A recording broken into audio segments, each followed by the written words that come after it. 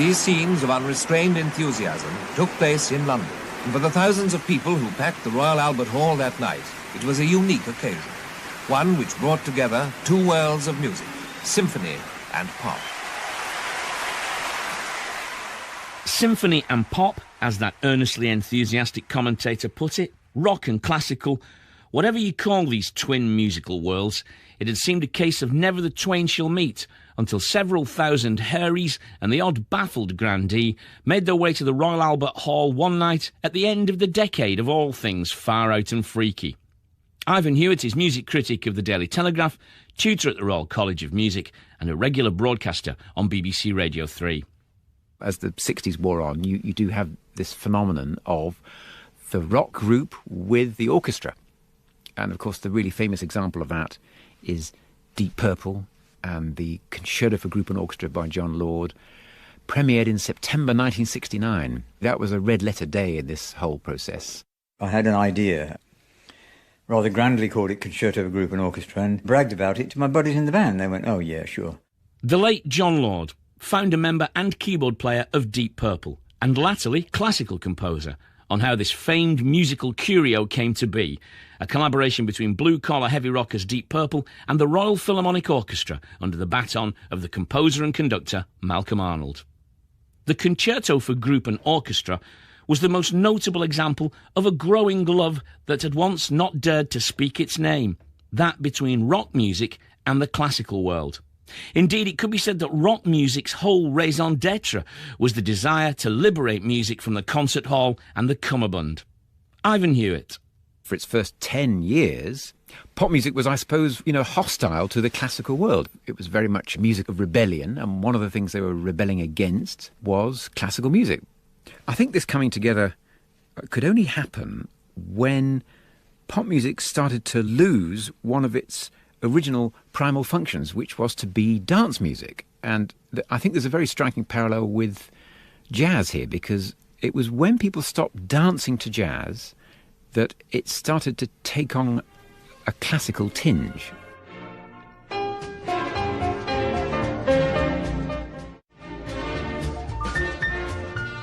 The germ of it was sown, I think it must have been in 64 or possibly 65. I heard an album, a rather strange album. I think it's called Dialogues for Jazz Group and Orchestra. It was the Dave Brubeck Quartet, the New York Philharmonic with Bernstein conducting. It was an odd piece. Some of it worked and some of it I loved and some of it I hated. But at the time, being in my first band, I thought, that's not a bad idea.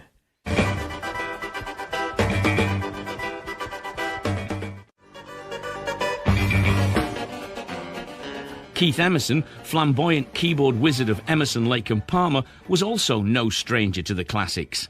He too had a foot, or rather a hand, in both camps. Well, it all started actually when I was learning the piano in my teenage years. I was playing classical piano at an all-boys school. I almost risked being called a sissy until I vamped my practice pieces up a notch by adding a boogie or a Jerry Lee Lewis style to it. Yeah. And then I was considered cool, so I didn't actually get bullied.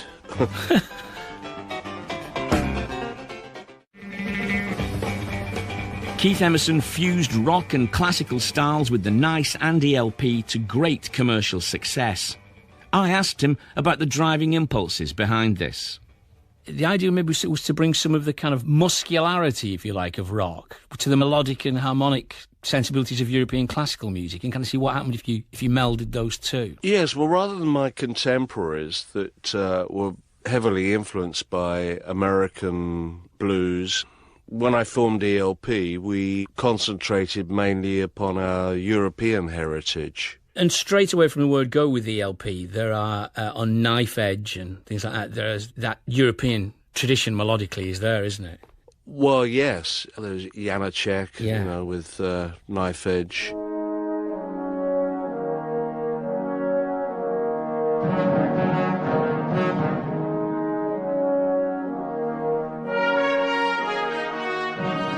On Knife Edge from their debut album, ELP built a hard rock song around a theme from the Sinfonietta by Czech composer Janacek.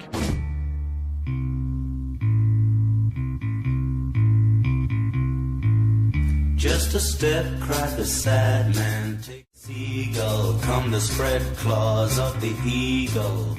Another colourful colossus of the keyboard is Rick Wakeman, famous for his work with Yes and his grandiose concept solo albums The Six Wives of Henry VIII, Journey to the Centre of the Earth and Deep Breath, The Myths and Legends of King Arthur and the Knights of the Round Table.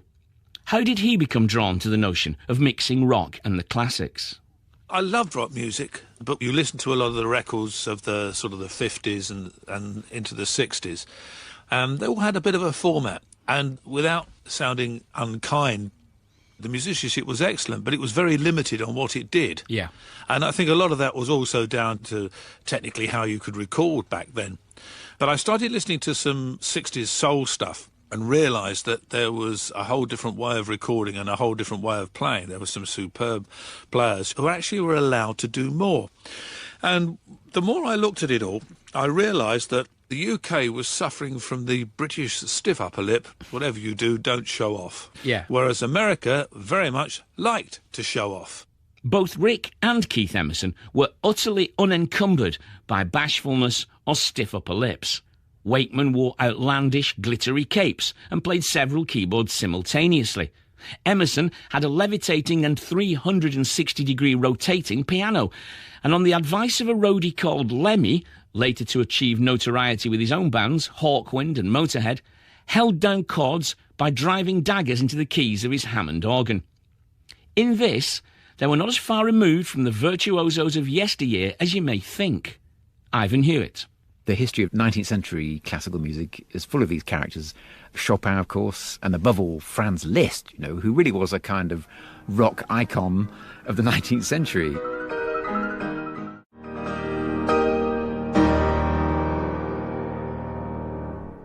Here's a man who would stride onto the stage with his sword of St. Stephen, clanking by his side, and he'd sit down at the piano and peel off his gloves, and all the ladies would swoon, and they'd collect his cigar butts afterwards. I mean, he really was a rock god avant la lettre, really. All of the above, of course, were virtuosos of the keyboard. On the surface, this is rock music's least sexy instrument. Essentially, compared to the guitar hero or the mic stand waggling vocalist, the keyboard player is stuck behind a piece of furniture. So what's so conducive to showing off about this particular bit of musical kit? It allows for a display of slightly diabolical virtuosity. On the Brain Salad Surgery album, Keith Emerson radically adapted for synthesizers the final movement of South American composer Alberto Ginastera's first piano concerto. At the last moment, though, Emerson, who'd previously adapted works mostly by composers who were no longer alive, suddenly realised he'd need the composer's blessing for this radical adaptation. So he went to seek the composer's approval. Ginastera appeared to me a bit like a bank manager, in a pinstripe suit in his luxurious apartment in Geneva. We had dinner. At the end of it all, he said, "Let me see what you've done with my music." I was a bit apprehensive about it all and went into his little studio and played it. I think he said diabolique. Or was it terrible? It was one of those words which I thought, oh God, no. We've lost out here. He's not going to allow this to come out. You meant diabolique and terrible in the best sense of the word. It has a diabolical quality to it.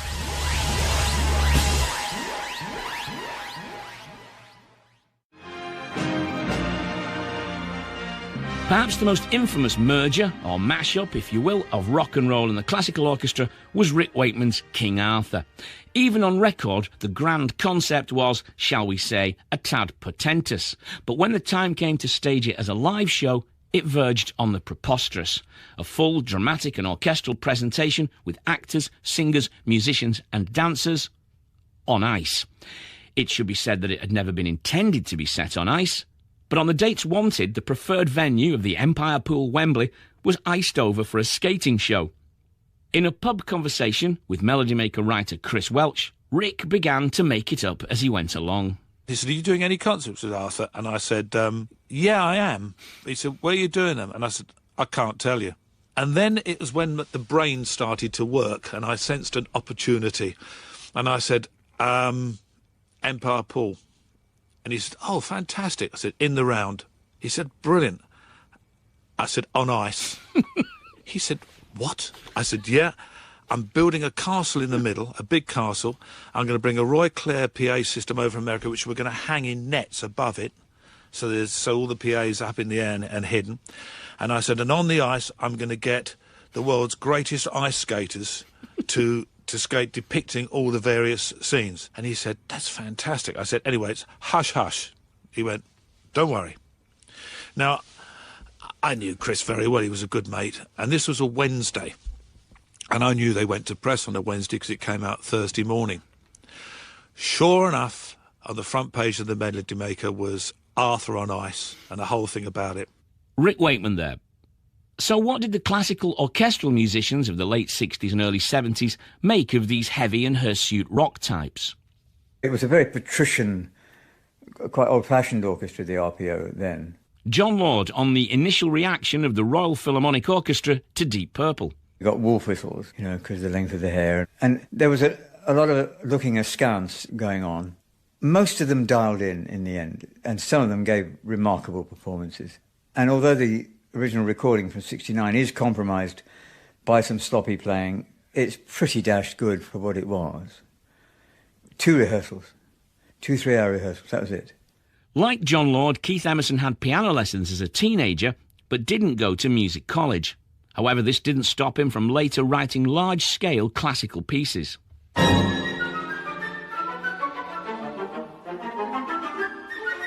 Your piano concerto, which I love. Oh, thank you. Some of the orchestral musicians on that were a little bit kind of, not suspicious, but thinking, what's this rock guy up to writing a piano concerto? It was difficult.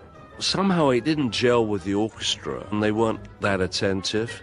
It was in the heat of summer, and I think there was some cricket game going on. And, of course, most of the players wanted to know the test results. If they weren't doing that, they were looking at Playboy magazine or something. This is the orchestral players? Afraid so. I really had to abort the session. I sort of gave up on it until the manager of the London Philharmonic called me into his office and he said, what's wrong? We really want to do this. I said, we're going to have to really select various players to fill it all out. He said, don't worry, I'll deal with it. And of course they did, and it was just wonderful. The orchestra were just incredible at the end of it.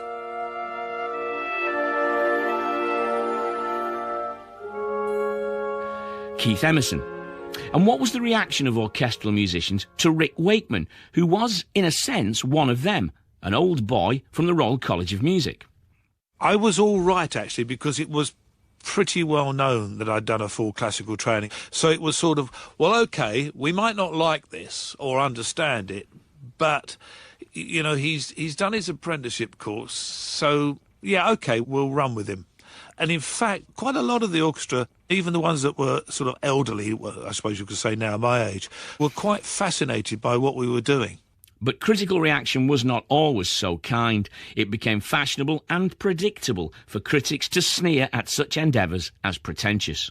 John Peel famously, and completely wrongly if you ask me, dismissed ELP as a waste of electricity. Here's Keith Emerson.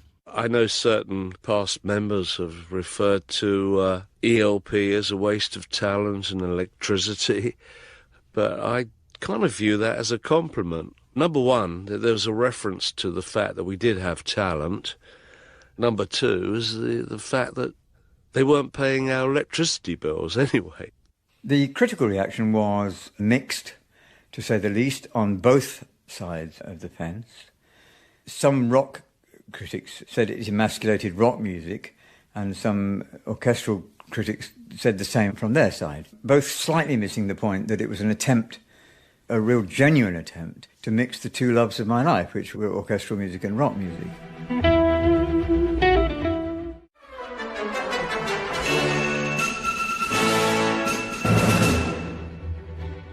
My problem with a lot of the crossover pop classical music of that particular era is that it doesn't seem to belong in any time. It seems to float somehow in some strange no man's land between Vivaldi and 1970.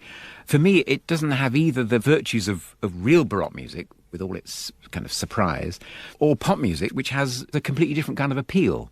It's somehow the worst of both worlds. It's no surprise that that era of the big-scale, rather grandiloquent pop classical crossover was brought to quite an abrupt end by punk rock. I think it was partly a disgust with the big stadium bands and their grand and shiny mock classical sound that inspired them to be so rebellious. To me, it's very refreshing. I'd rather have Johnny Rotten than John Lord's Concerto for Group and Orchestra any day. Oh dear. Well, here's John Lord again. I'm inordinately proud of the piece. It's my baby. It was my calling card. It started me on what has been a lovely journey, writing for orchestras.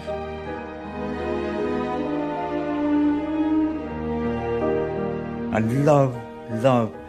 love the process of scoring. It's composition in its own right. I come up with ideas and then just to see how they might fit, who might play what, and what sort of colours I can get out of that moment is an enormously satisfying process.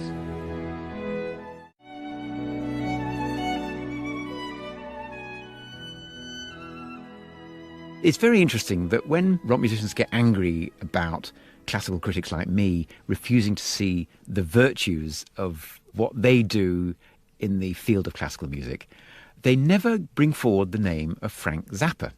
And this is a curious thing because, for me, he's easily the best of them. And the reason he's the best of them is that he didn't look to classical music's past, he looked to its present.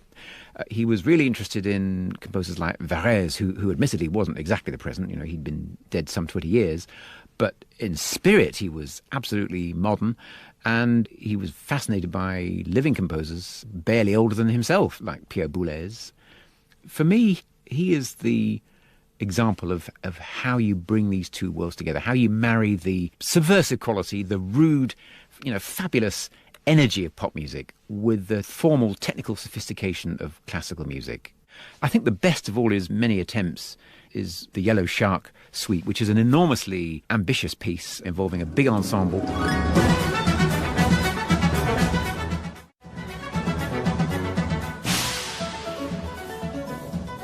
For me, this is the music of this sort, of this crossover kind, that has the real energy to survive. One man who did more than anyone else to utilise the orchestra in pop at this time was the multicoloured, extravagantly coiffured, Top of the Pops regular, Roy Wood. He founded the Electric Light Orchestra with Jeff Lynne, but he had the idea when he was having 60s hits with The Move.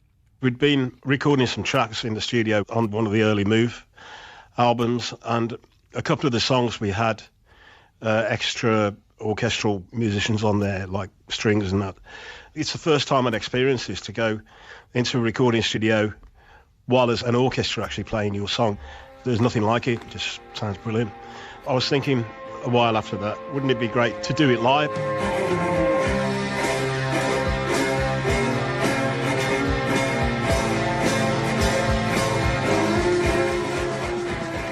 Jeff Lynne had half written a song and we were mucking about with it. We put the backing track down with guitars, bass and drums. I'd recently purchased a cheap Chinese cello and I was mucking around on that, playing sort of Jimi Hendrix riffs on it, and Jeff said, that sounds really good. Why don't you go in and record it? And I ended up putting about 16 cellos on this track, which ended up as 10538 Overture. That was the birth of ELO, really.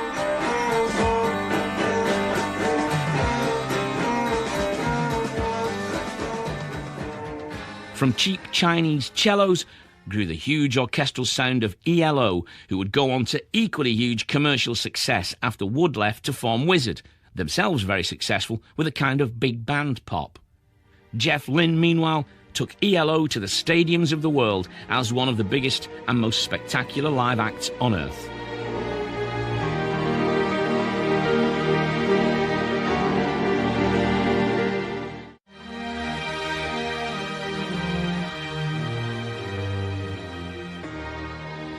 But what of today?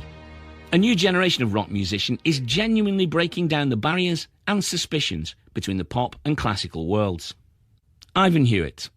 For me, one of the heartening things about contemporary musical culture is the way, finally, there's a real meeting of minds between certain areas of what you might call classical music as it's really lived now, not in the past, and certain areas of pop music. And one person who I think embodies this in a really imaginative way is the guitarist of Radiohead, Jonny Greenwood. He goes to classical music not because he sort of wants to trade up somehow, acquire a kind of veneer of art. He goes to it because he's just really interested. You know, he's fascinated by the noises that it makes. The areas of classical music that he's interested in are not the sort that will fill the Albert Hall or the Barbican. They're slightly out of the way. They're like niche areas, which are still, even now, quite tough nuts for audiences. People like Edgar Varèse, you know, the great modernist pioneer of the 1920s. He's fascinated by obsolete electronic instruments like the theremin and the en marteneau, and he's even incorporated these things in his own pieces. There's one rather good example, which he wrote for the London Sinfonietta, which is one of the foremost ensembles in the world that plays new works by living composers. It's got the title Smear, which admittedly isn't very enticing, but the piece, I think, is enticing and really fascinating.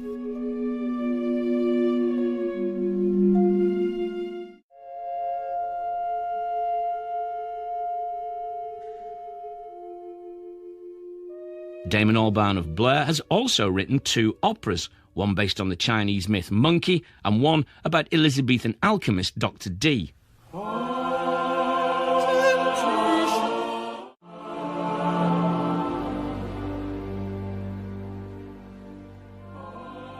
Jonny Greenwood and Damon Albarn are both exploring and delving into all kinds of uncharted musical areas, combining the old and the new, fusing modern rock with orchestral and chamber styles, and enjoying critical acclaim and popular success. But music written by the previous generation of rock musicians is having a resurgence too. Some of Keith Emerson's music has been recently recorded by a full classical orchestra in Munich. Rick Wakeman is hoping to record an extended version of Journey to the Centre of the Earth. And there's a new version of John Lord's Concerto for Group and Orchestra, which he felt captures the spirit of the piece perfectly, and like all the experiments and adventures we've heard, may not suit every promenader, but is different, exciting, and hands on the baton to a new generation of musicians.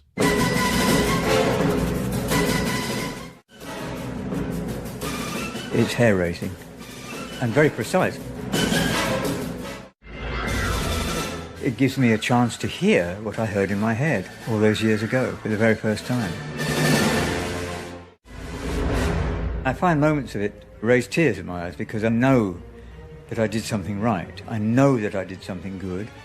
And I know that I did something not necessarily earth-shakingly groundbreaking, but something new and a way of looking at a form of composition that perhaps hadn't been done before.